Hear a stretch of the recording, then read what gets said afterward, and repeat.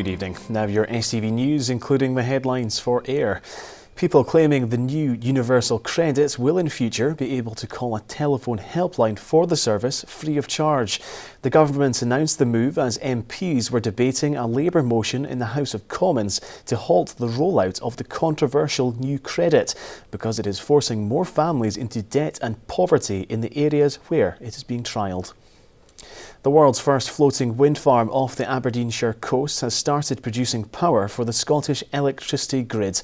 The High Wind project, operated by Norwegian oil giant Statoil, was officially opened by the First Minister, who flew over the site earlier. The 5 turbines can provide energy for around 20,000 homes.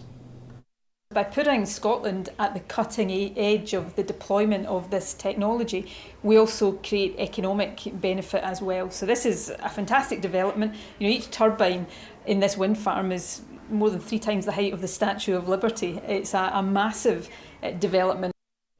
Errington Cheese in South Lanarkshire will face no criminal charges over the death of a 3-year-old girl. The child contracted E. coli and died in autumn 2016.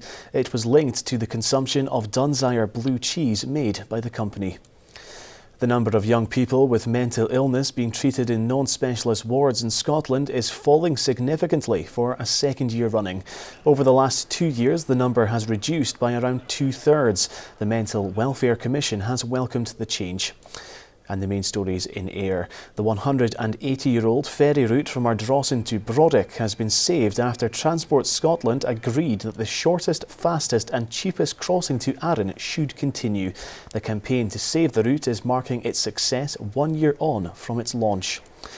And the team behind a proposed £450 million redevelopment of the derelict Loudon Castle in Ayrshire says the company which recreated Belfast Titanic Quarter is poised to join their consortium.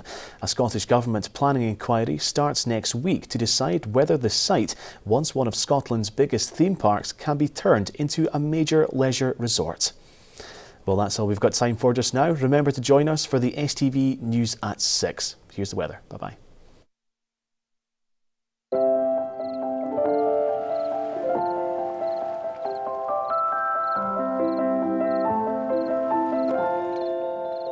STV Weather, sponsored by Thompson.